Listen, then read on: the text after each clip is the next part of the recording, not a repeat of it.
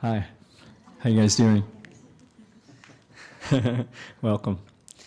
I'm not going to really introduce them because they have credentials that are like pages long, and it would really, to do it justice, it would take a while, and I don't want to really take a lot of time. So very quickly, on the very far end, we have Mary Burgess. She's the Mindfulness Education Coordinator. The Mindfulness Education Coordinator and the Ruler Implementation Specialist at St. Andrew's Schools. One more, two in, Loring Knott. She is the Marketing and Public Relations Director for Jesse Lewis Choose Love Movement. And beside her is Kelly Oshiro, who is an ambassador for the Jesse Lewis Choose Love Movement here in Hawaii. And beside Loring is Mark Collin. He's the founder of the Toolbox project and the author of the Toolbox curriculum, SEL curriculum. And right here, Chuck Fisher, he's the executive director of Dovetail Learning, which is the umbrella nonprofit for Toolbox project.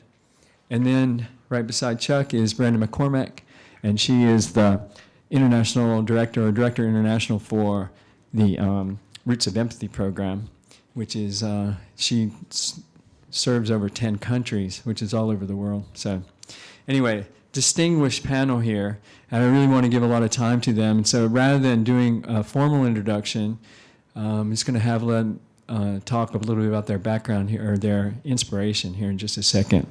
But let me give you the brief plan for the day. After we do some basic introductions, you get to know a little bit about what gives them juice for social emotional learning. I'm going to ask them some questions, and we're going to then do some panel discussion questions, and then we'll open it up to the audience at the end for you guys to ask them questions yourself. And our overarching goal here is really we want to learn something about not only the programs that these folks have written and represent or developed, but also learn a little bit about SEL in general and how we might be able to better bring it to our children here in Hawaii. Obviously, we've been doing character education for many, many years, but it's only been recently that evidence-based SEL programs have really started to take hold.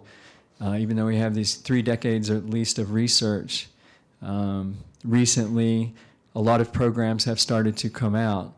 And so we want to get these guys' expert opinions on how we might be able to bring that to the children of Hawaii more easily. Sound good to you guys? All right, we're ready to go. So we're going to start with Mark. And basically the question here is, tell us how you came to this work and what inspires you to be so involved with SEL and human development. And I think I forgot I was going to do this. Sorry. Full disclosure, I work at the laboratory school, and we are a Toolbox school. So Mark and Chuck, that's the program that they represent. And also we do mindful schools at the lab school, which is what Mary represents. So I promise not to do my best not to provide biased time for any of my programs. So you got 90 seconds, and I have my timer ready. Here we go. Pause, reset, ready, go. Okay, Mark. 90 seconds. I came to the work, I was a counselor in a school in 1993, and I was going to stay for 3 months. I needed about 200 hours, and first thing I do is I wanted to get out of there, because it brought up a lot of trauma for me going into the schools, but I needed the kid hours. So I was going to stay for 3 months, and I stayed for 9 years, twice a week, because I really fell in love with these kids and brought and what I would call the missing piece. It felt like something was missing in their lives, and my background's in Eastern and Western contemplative and developmental sciences, but I was also a carpenter. Starting out, I had a little toolbox that a Finn carpenter gave me, so I put the two together, and now it's called Toolbox. So what they are is really, social emotional learning wasn't even wasn't a term then in 1993, and Dan Goleman hadn't written his book yet. So really what they are is a series of 12 tools or strategies that the kids told me was missing in their life. And they helped me, and they were very patient with me over those 9 years. And together we've made this thing called the Toolbox, which basically are 12 strategies, practices, methods of going into an internal locus of control. So it's inside versus an outward locus of control, because that's what was missing. Everything was out here, and we got them to turn in here. And when we had them turn in here, we found a gold mine, an untapped gold mine, an amazing capacity that every child, there's a part of every child that's unbroken. And that's what Toolbox does. It addresses the unbroken part of every child. Beautiful. Mary, what inspired you? Brenda, what inspires you? My son inspired me to become involved in Roots of Empathy. So my son was born with a medical condition and didn't really attend school until he was about in grade 7. And he went to school in grade 7. We were quite excited for him because this was going to be something new in his life, and we thought that we were getting better physically to be able to go to school. And when he got to school in grade 7, he was bullied because he came to school in a wheelchair. And he wasn't really socialized. He spent a lot of time in hospital, so he really didn't know how to socialize with kids his age. And we kind of got through that together, but I went to him after and I said, have we done all we can do for you? Is there anything more we need to do? And he shocked me with his answer. He said, I want you to go out and I want you to make sure that this never happens to another child again. So I started going to talks about bullying and mean kids, those type of things, and I kept hearing about this Roots program. And went and talked to a couple people and found out it was called Roots of Empathy. And I went that night and I bought Mary Gordon's book. And I got it at about 9 o'clock at night, and by 7 o'clock the next morning I'd read the entire book. And what really resonated with me is that the reason that the children in the classroom were being mean to my son Josh was the absence of empathy. And that empathy is innate in all of us, but it either blooms or fades in the attachment relationship. And the children who were in Joshua's classroom who were uncomfortable with his disabilities really were missing that. And I knew through Roots of Empathy that I could bring it to the children. So I started delivering the program as an instructor, then became a mentor and a trainer. I oversaw the programs in New Zealand, and then it's just kind of grown into this job, and now I oversee programs in 11 countries. Beautiful. Lori, thank you. So I actually do not come from an education background. I started my career in communications. I worked at a large public relations firm in Dallas, so working on a range of clients, and absolutely hated it. I then moved on and worked at the pediatric hospital in Dallas doing media relations for them, where I grew a strong compassion for children, supporting their families during the hardest times. And we were getting calls in the middle of the night from NBC wanting an update on a car accident. So I really had to learn to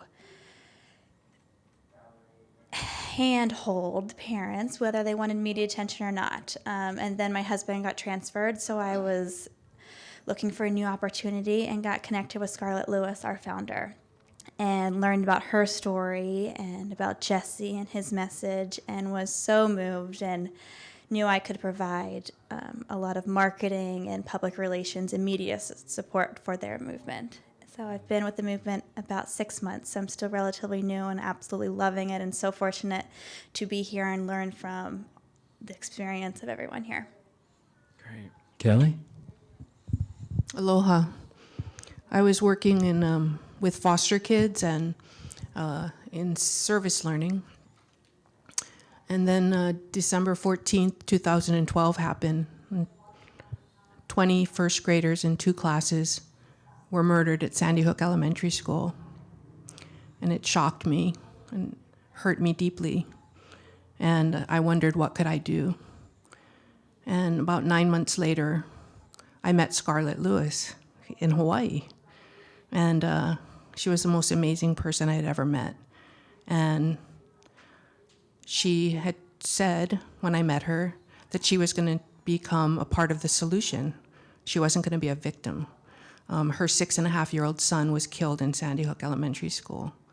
And I said, I'm going to do whatever I can to be a part of that solution with you.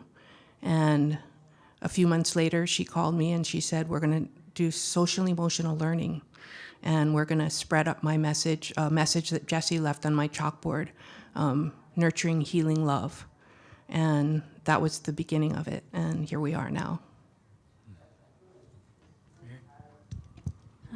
Thank you for having me. I came into this work from personal experience of growing up with generalized anxiety disorder as well as depression, and started to experience that as a young adolescent, all the way up. Still experience bouts of it, but was diagnosed in my early 20s, and it was incredible, the access to psychotropic drugs at that time. And after having my experience with medication, I realized that that wasn't my fit, and so started searching elsewhere and came upon mindfulness practice, and began to notice almost immediately just amazing transformation happening in my own personal experience. At the same time, going through social work and gaining my master's and learning all about cognitive behavioral therapy and mindful-based stress reduction and all of these things. So it started to kind of marry beautifully together, and realizing that this would be an incredible skill to learn in school, and I wish I would have learned in my adolescence. So began a pilot program at St. Andrew's Schools, and it's taken off from there. We've been there 5 years now, and just recently was trained with the Ruler program to help with implementation with that as well. So that's kind of been my journey so far. Thank you. Beautiful, thanks. We can get the mic all the way over here to Chuck.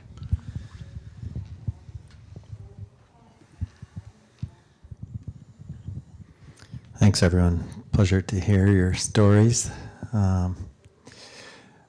My inspiration also comes from my personal experience. Grew up in an alcoholic family, experienced different kinds of abuse, failed 6th grade, ran away from school because I'd been sent to the office so many times, and fell into drugs and alcohol in high school.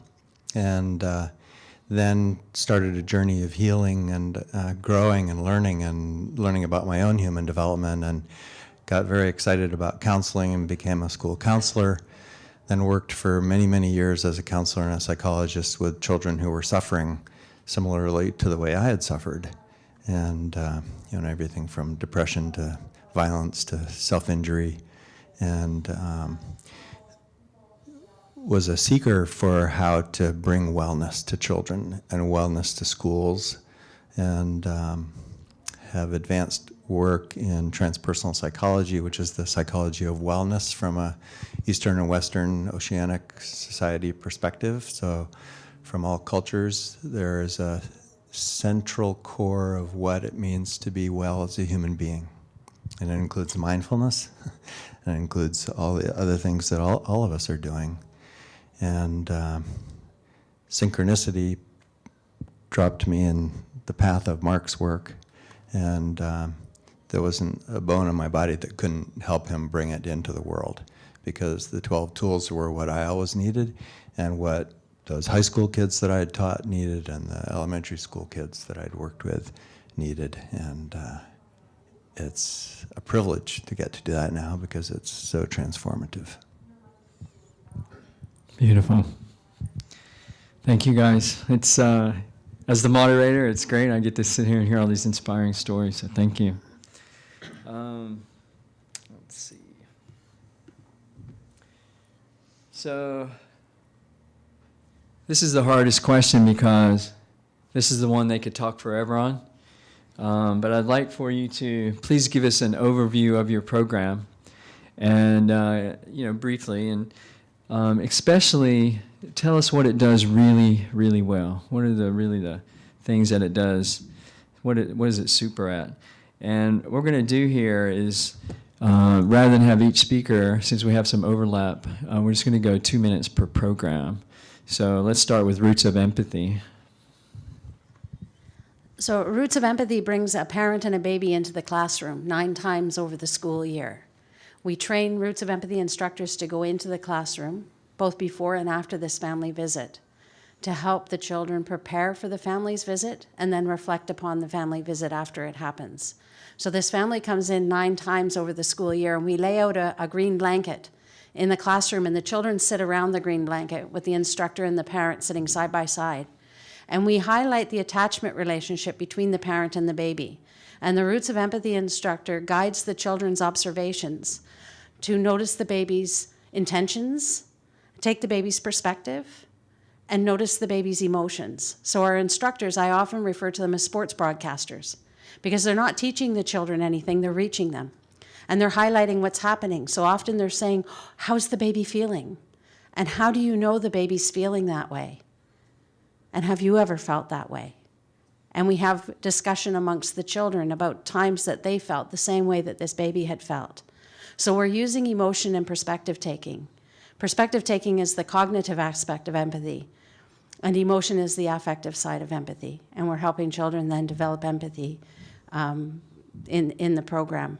Children who are empathic towards other children are kinder, they care more, they share more. What we do really well is the program. We have a very intensive training program, and we have a mentoring program. We have 17 years of research that proves that the Roots of Empathy program is very effective. It's consistent results across all 3 continents. It proves that Roots of Empathy, children that participate in Roots of Empathy, have increases in pro-social behavior. So things like caring, sharing, including others, being helpful. We see that children who participate in Roots of Empathy programs have a decrease in aggression, and an increase which includes bullying. We also see that it has lasting effects.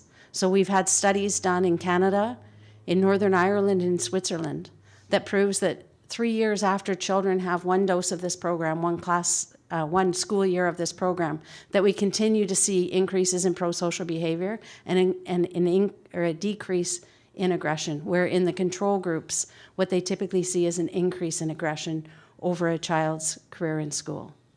The other thing that we do really well is provide the children with a program that they really love. So children who participate in our program really enjoy having a baby and a parent come into the classroom. Great, thank you.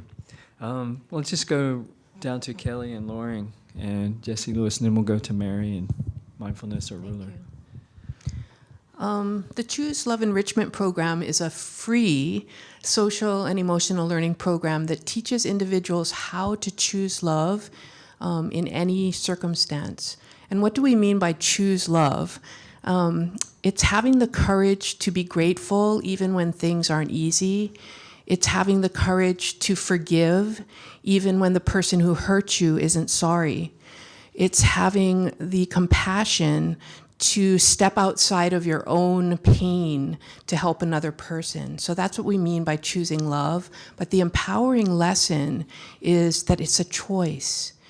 We can't always choose what happens to us, but we can always choose how we respond, and we can always respond with love.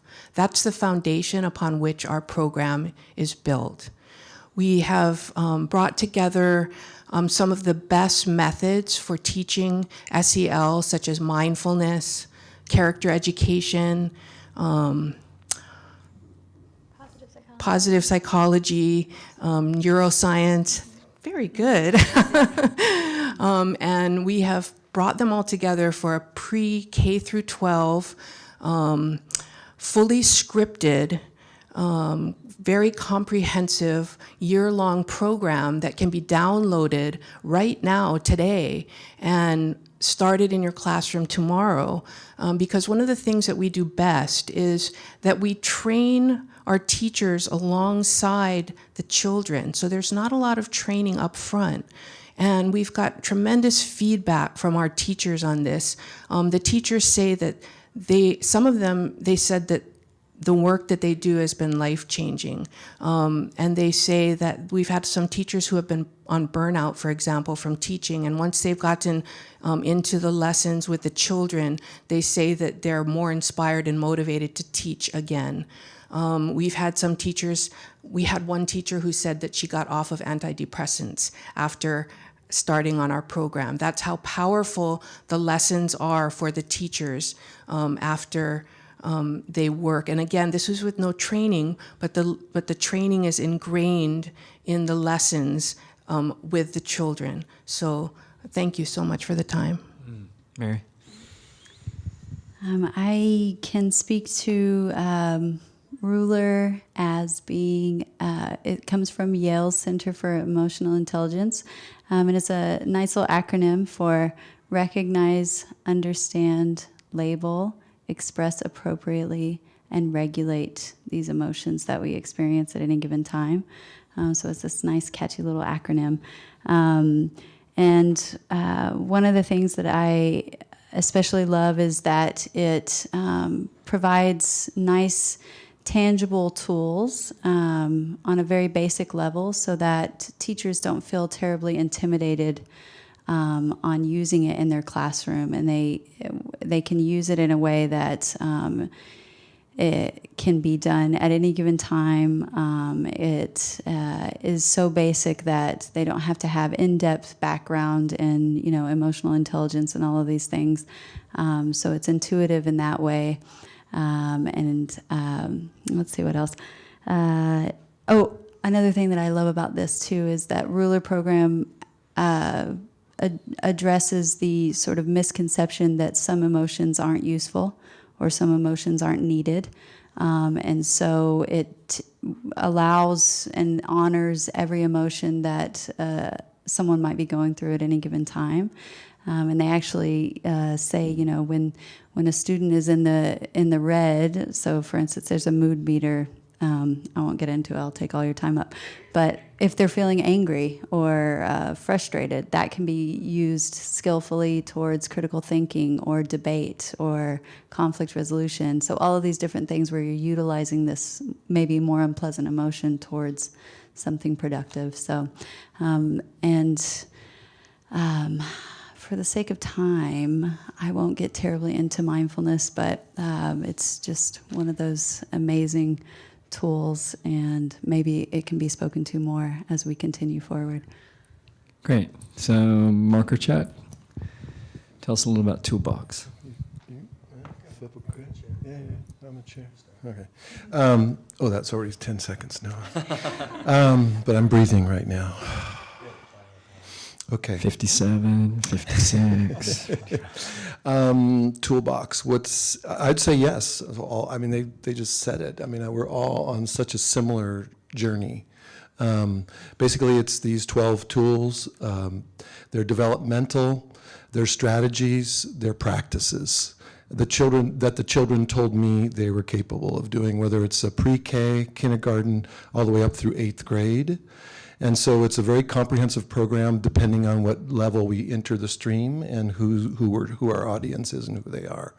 For instance, the first one's the breathing tool. I calm myself and check in. So that's that space of, again, coming back to the internal locus of control. That takes our brain from negative into neutral. The next one's a quiet, safe place. So they imagine a quiet, safe place, and then they find a quiet, safe place. And who do I feel quiet with, and who do I feel safe with, and who do I not feel safe with? The next one's, and then from that place, once you're in positive, you can start to listen for what is your heart telling you about any situation at any given time in any place. I listen with my ears, my eyes, and my heart. And then we move into empathy. I care for others and I care for myself. Everything has a hand gesture, so it's a level. You need to care for yourself. So we move right into empathy. We do caring circles, appreciation circles, so that really gives them the experience of that. Those are the gateway tools, and then we move into personal space tool. I have a right to my space, and so do you. Using our words tool, I use the right words at the right time, and we always put right in quotes. Garbage can tool, one of their favorites. There's a lot of garbage, and what can I put in the garbage can? What do I need to recycle? What do I need to compost? I let the little things go, taking time in and time away, so they can remove themselves if they need to. Please and thank you. So that's where we get into I treat others with kindness and appreciation. Apology and forgiveness. I admit my mistakes and I work to forgive yours. And then patience. I am strong enough to wait. And then the last is courage. I have the courage to do the right thing. And I have courage that, and they came from kids, and we used the language that they told me about. So, how did I do? 36 seconds over. Okay, we're docking you next time. Just kidding.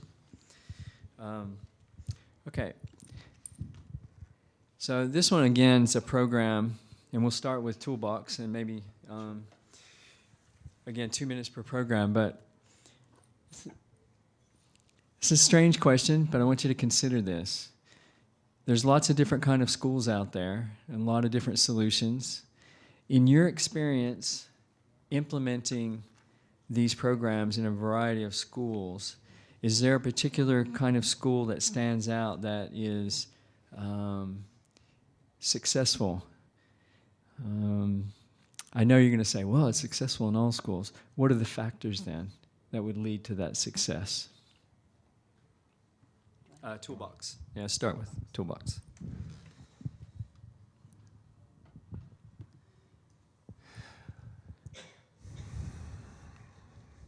Well, let me just look at that.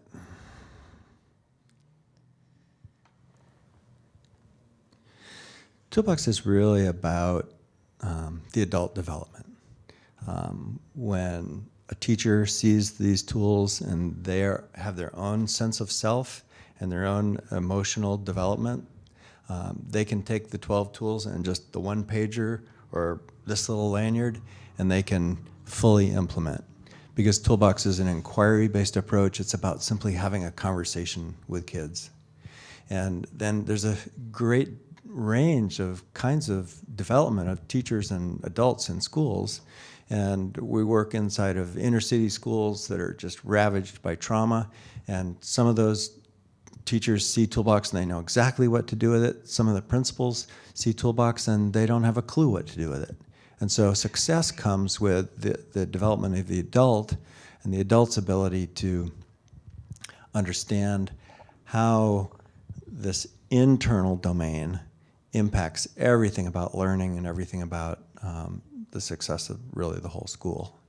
So we work in districts that are very dysfunctional and they don't know how to really bring a coherent program to all their schools. And we work with districts that are extremely functional and schools that are very high functioning and have adults who totally get it. And then it just is so easy because it's natural. It's already there and all they need to do is invite it into the conversation. Great, thank you. Jesse Lewis, Choose Love. So we've seen the most success in schools that really are looking to incorporate this in the school culture. A challenge for us has been if an administrator leaves and they've already bought in and someone new comes in and then it gets lost or pushed aside. But if it's already ingrained in the school culture and the teachers are all on board, then it's fully ingrained, like I said. But it takes those courageous leaders to start that. And really, the most success is when we see leadership and the courage that we teach our kids, but that they trickle down from the top. And then for the Choose Love movement, just the power of love is universal. So a school in Malawi who are teaching it under a tree is getting the same messages that a private school in New York City is receiving as well. So just that universal connection in all of us has been incredible for our feedback from the schools. Oh, beautiful. Brenda?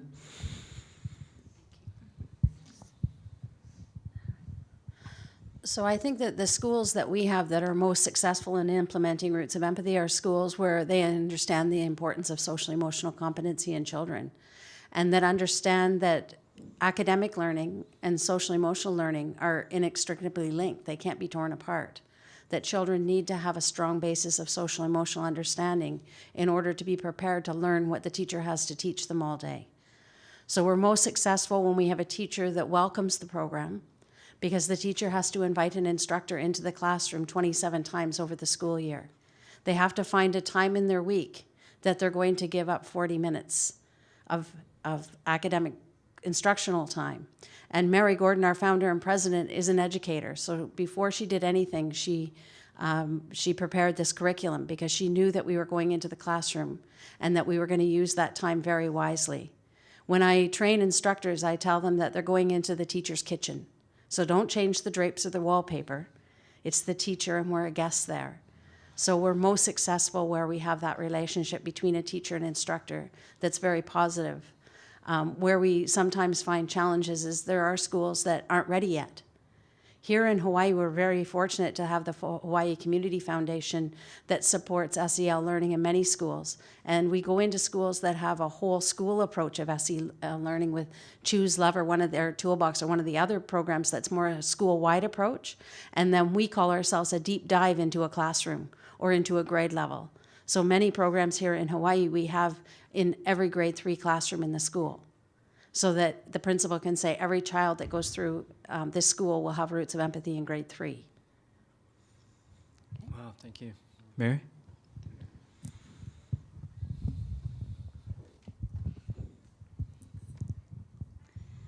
Well, I can really only speak to the experience that we've had at our school, and I know that the Ruler program has been successful in many of the schools that it's been a part of, and I think one of the factors as to why it's been successful so far for us is that we had a sort of the soil was tilled for something like this to come in that we had already implemented successful social emotional learning programs there. So this was nothing really new or foreign to our educators or our students.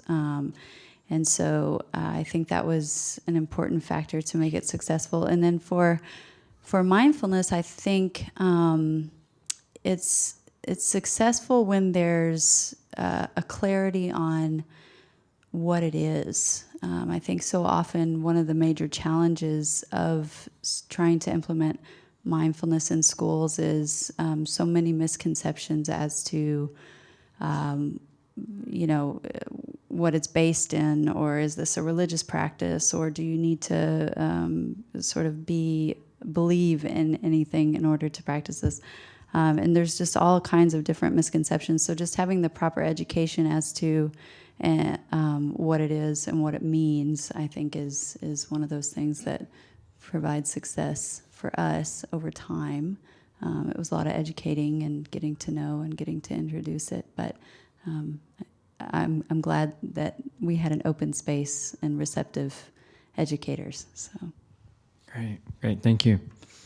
I think we're going to move now to some discussion, and this is open to anybody. And we'll just ask a question and put it out there. And this is,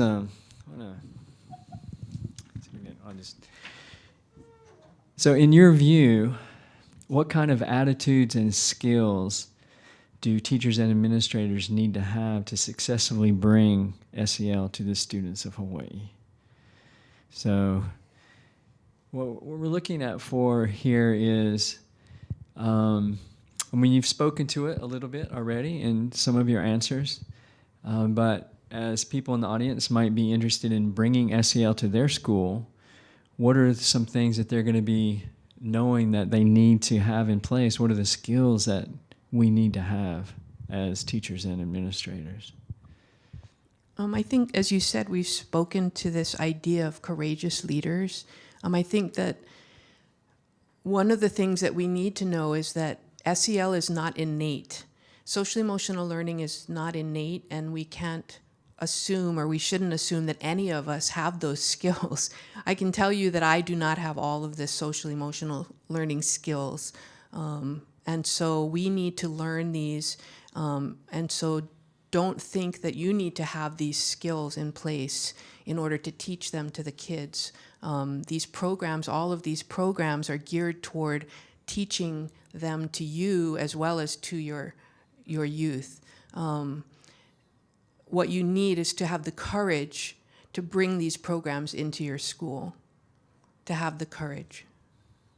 Yeah, I agree. And I was just going to say that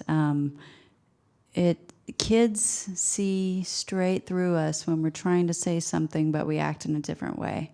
So I think that for us to be able to successfully implement any sort of social emotional learning program, we have to embody the practice ourselves. And that takes time, and that takes dedication and commitment to going through that journey. And so I think that it does take courage, and it definitely takes some dedication, but we must be genuine, because their little radars are so good at reading us. So. I think I'll have to disagree that that I do believe this. Controversy. All right. I believe, or I know that these are innate skills, that these children and you have these skills, and yet you need to practice them. I taught an anger management class at Kaiser Hospital for 10 years, and that was very challenging, because there's a lot of people that were there because of the court. And there's one thing, you see this little dot on my book? And this is what we do with the kids. That little dot, I have to this day people walking up to me in the street in my community saying, wow, thank you so much. That class really changed my life. And he says, you know what really changed my life? With these dots that I handed out. Because these are breathing dots.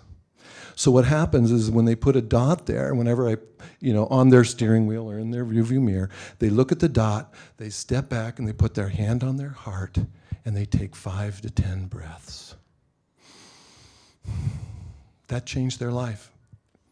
And that, so I believe that it is innate, actually, but they have to practice. There has to be a willingness, there has to be some part of them willing to do that. So whether it's a teacher or administrator or somebody with anger management problems, there has to be something in the conversation that has to bring them towards that part of the conversation. So, can I just be a little fly in the ointment here, and just wonder, like, if they're innate, then why aren't we? Okay, you said you have to practice them.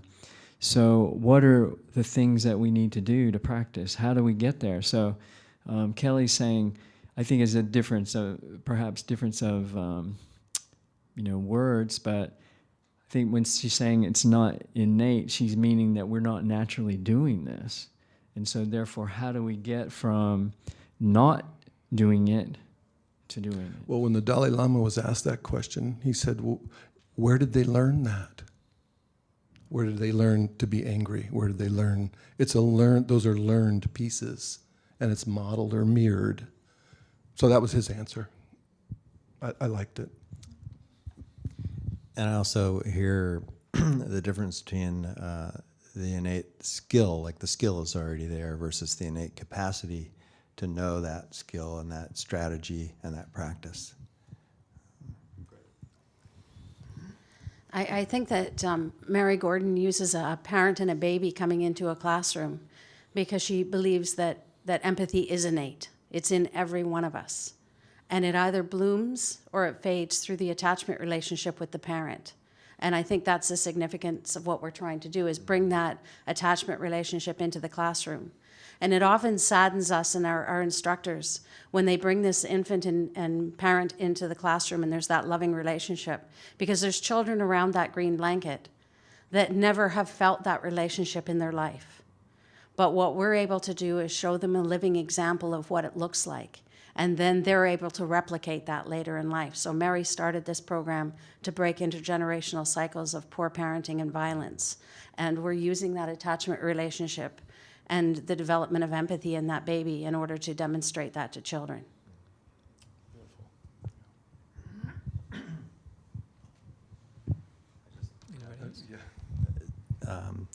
So that just piggybacking off of what you're saying is the dysfunction or the trauma that we experience is so deeply connected to that breaking of attachment.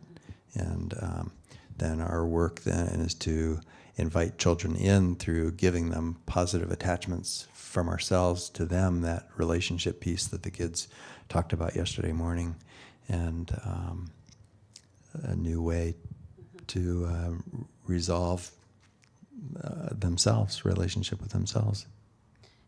And I just so I'm clear, the attachment relationship really blooms or fades in that attachment relationship with the parent, but it can happen any time in life. So although it doesn't happen for some children in that first year of life, it's never too late for a person to develop empathy.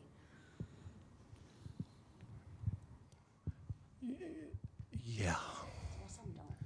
Yes, well, yeah, that there is a part, what we say, there's a part of every child that's unbroken, and every person, and that's our North Star, is that idea that there's a part of every person that's unbroken, and that's what we hold, and the number one resiliency factor, number one, Bonnie Bernard, is a caring adult.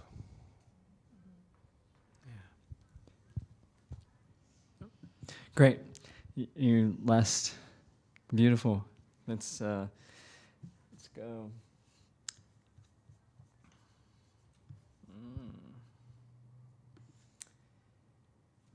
Okay, so we've just identified some of these things, and I think maybe this, we were talking about different ways of getting there. I think this is a specific question because one of the things that we're experiencing here in Hawaii, at least that I've heard from our cohort, is that we need SEL training. We need training as teachers. So what sort of training do you envision or do you imagine, and how might we bring that to the teachers in Hawaii? So for the Choose Love Enrichment program, Scarlett specifically designed it so that there is not an extensive training time before it has to be implemented. So the educators can learn right alongside the students, which is pretty incredible in that we understand that teachers, educators didn't have that same upbringing as these kids will have, which is tremendous for the next generation. I think we also have to understand the changing dynamics of the world today. So parents don't have the same time at home. They're not having dinner conversations as previous generations had had. And that in previous generations, religion covered a lot of these soft skills and taught these skills and were the center of the community. And now schools are having to take up that responsibility and teach these students these social emotional learning skills that had been taught through religion previously.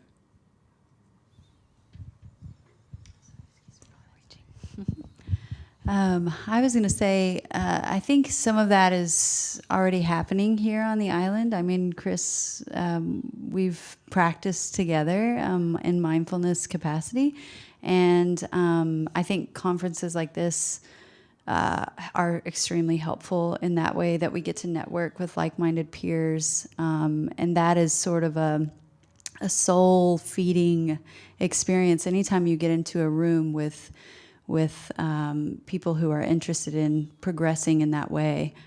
So I think that continuing to create spaces in which we can have these conversations, the practice together, it has to be intentional. We do need to make that a priority if we do want this to progress further. And so I think that that's super important, and that we just support each other through this journey all the way, because if we're at our own school and we're champions for social emotional learning, and we might feel isolated because there may be just not a lot of support coming from that space. So we got to stick with each other and join hands, join hearts.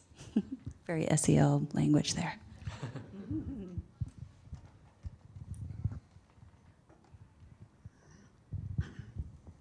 I think that the comments that we hear from the teachers who host the Roots of Empathy program in their classrooms, so the teacher doesn't deliver the Roots of Empathy program. We have a trained Roots of Empathy instructor that comes into the classroom, and they could be a community volunteer. It could be someone from the school, a counselor, someone who doesn't have responsibility for a classroom of students full time. The teachers have told us that they learn more about the students from the Roots of Empathy program because they're able to take a step back and listen to the students talk about how they feel and what they think. So they learn more about the classroom of students that they have during Roots of Empathy class time more than any other time of the year, and really find out who these people are. We bring the temperament traits of Stella Chest and Alexander Thomas into the Roots of Empathy classrooms and help the children through the baby understand their own unique temperament. And it's wonderful to watch a teacher when the children will reveal how they think what they think their temperament is. And we talk about distractibility, that some little babies are very high in distractibility. And some little babies can focus on a toy for a very long time. And we'll say, how many of you think that you might be high in distractibility? And you see the children raise their hands, and the teacher's like, oh, okay, now this is all making sense to me, who these people are. So we're also, as an organization, we have a virtual training institute, and we're working on e-learning videos that we're going to be introducing into for teachers. Some of them will be for teachers who host Roots of Empathy classrooms, and some of them will be just open to all teachers. And we want to help teachers learn about some of the philosophies of our program, about experiential learning that we use around the Green Blanket. We also implement a philosophy of risk-free learning. We don't praise children or criticize children in Roots of Empathy classrooms. We thank them for their answers, which is easy to do when you're talking about feelings and how they think, maybe not so easy in math. But helping teachers understand what the philosophies are that have been successful for us around the Green Blanket.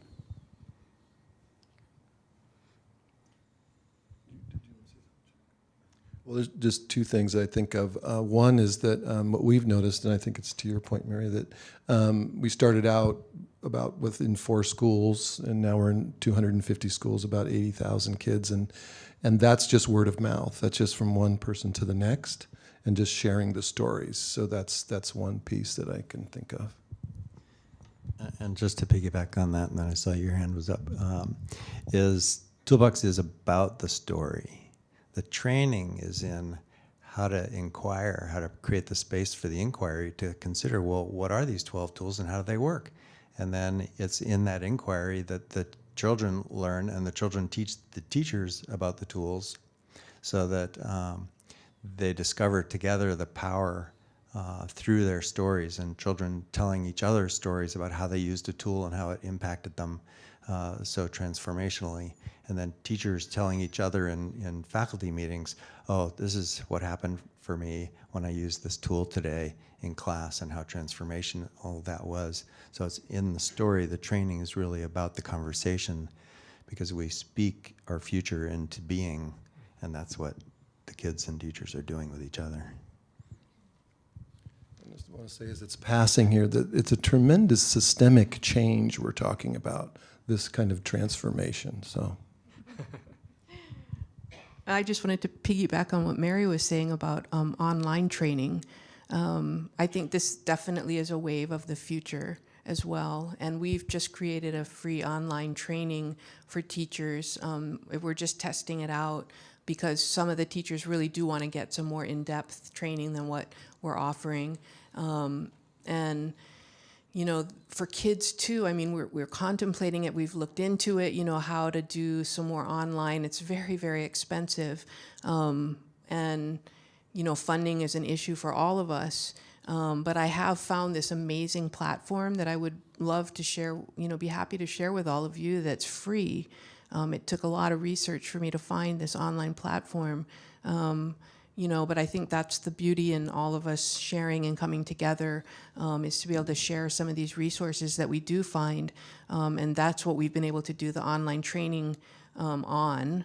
And it's not, you know, the most professional $100,000 to $1 million, you know, costs that we've been quoted for to put our classroom online, for example. But, you know, it can be done for less money. And I think, you know, the kids love to be online. we need to go that way in order to expand and to grow the way that SEL is growing and to be able to keep up with the pace. And we all are word of mouth, I think it sounds like, and we're growing so quickly word of mouth. And we need to be able to somehow keep up the pace and be able to be out there where, so many of us are just one person or two people out there trying to cover such a large area and so many countries. So. Beautiful. Anybody last comments on that? We have about 8 or 9 minutes left, and I'd like to give a chance for the audience to ask some of these questions. So let's just switch to that. What would you like to ask our panelists? Just raise your hand. Anything? I have another question, but I'd rather hear from you guys. Oh, yeah. Your last question was about advice. Yeah. So I prepped on that one. Oh, okay. I had come across this cartoon. Here's the question. That said, it was a man talking to his doctor, and he said, "Doctor, I've learned how to relax, but I want to relax faster and better, and I want to be on the cutting edge of relaxation." And so it was just this funny kind of paradigm of how, he's learning these tools, but he wants to do it in this instant gratification kind of way. And so I was thinking on the advice part that patience is key, and that we mustn't look at it in a lens of competitiveness, or I'm trying to get on the cutting edge of SEL and all of this stuff. SEL has become very trendy.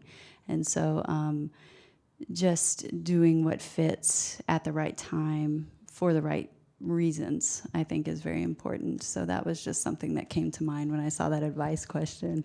Beautiful. I'm glad you brought that up. And does anybody want to piggyback off of that?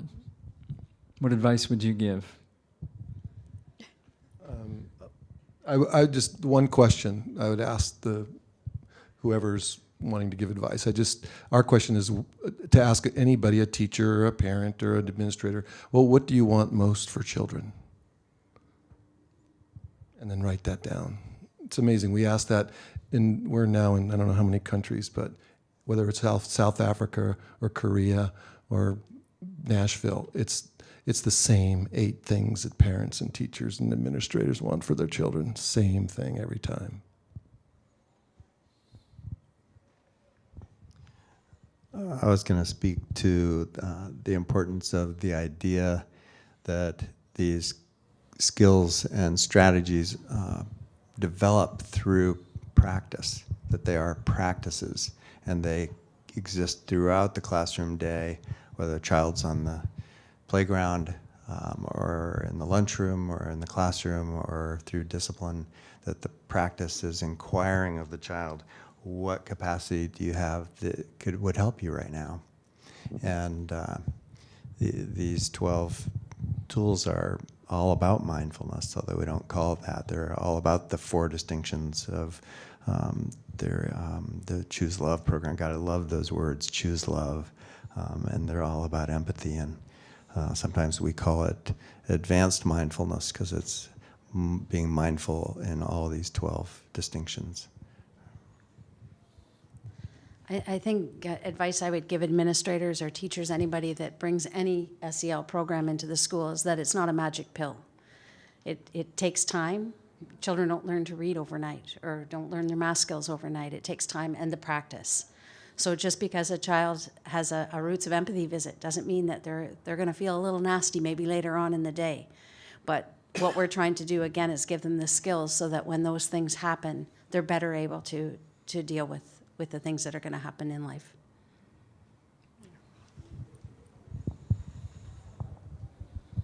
So similar, but just don't check the box. This is something that needs to be embraced and be involved in school culture, down to the bus driver, down to the janitor. Like, this is the full program. Like, it goes beyond the classroom. And then look at the corporate world today and the amount of bullying you see in corporate America, the sexual assault we're seeing, these little kids now are going to grow up and be the more productive corporate world citizens that we see. So, rambling here, but essentially the next generation needs to have these skills to solve the issues that we're seeing every day in the news. Amen. Yep. Great. Well, okay. Questions. Great. So just to answer your question, what is it that we want for our kids? I want them to be happy. But I'm wondering which of your programs, or if all of your programs are appropriate at the high school level. So the Choose Love Enrichment program is pre-K through 12. And we have, it's the same curriculum for 9th through 12th. Mm-hmm. And we're working on that because we started lower and we're moving on the way up. And that's Chuck's expertise. He was for how many years? Many years, more than 25. But I wanted to speak to the tools are appropriate for certain. We just haven't published a curriculum for high school kids. And we have corporations coming to us and say, we want these tools for our executives and our employees. Hospital system that is paying for Toolbox to be in schools because they see the link between the child development and long-term health. Ruler and mindfulness both, and beyond. And Roots of Empathy is for 5 to 13-year-olds that stay in the same classroom all day, every day with the same teacher. We have another program called Seeds of Empathy for 3 to 5-year-olds that are in nursery schools. So here in Hawaii, we do have we will have one grade 7 class at the Waldorf school because the children stay with the same teacher all day, every day. But typically it goes up to about grade 5 here. Anybody else? Questions? These guys are the experts. This is your chance to learn something. Could I just mention that, you said you just want your child to be happy. And for example, just to let you know, social emotional learning, some of the outcomes, for example, our program, we talk about gratitude, which I'm sure a lot of the programs talk about. And one of the most common, or the outcome for gratitude is happiness. And gratitude is one of the 4 character values that we, in our Choose Love formula is courage plus gratitude plus forgiveness plus compassion equals choosing love. So we have a whole unit on gratitude. And if you look, and this isn't rocket science, this is actual science. So it's not, when you say that, it's not like the old days, when you used to say, hey, peace, baby, it's real science behind that fact. In fact, I think there was just a Harvard study that came out that relationships, there was a longitudinal study, I don't know if you guys saw that study, that they studied it over like 40 years or something like that. 75 years, okay, yeah. And that the leading form of happiness was relationships, yeah, connection. Yeah. So. We have like minus 30 seconds. Go ahead. And I was going to say something about happiness. That what we noticed that we had a grand tour that wanted to fund artwork, so we hired a videographer for 10 years. We've been filming our work, and if you look at our films, what you'll notice is that every child that's interviewed is grateful that they found something that helps them deal with the complexity of their daily life. Not only the happiness part, but also the shadow side and the dark side. Because if we don't deal with both sides of those emotions, then it's problematic. So that's what we've noticed, that they are able to handle that complexity at a very, very early age. They have that innate capacity for that, so.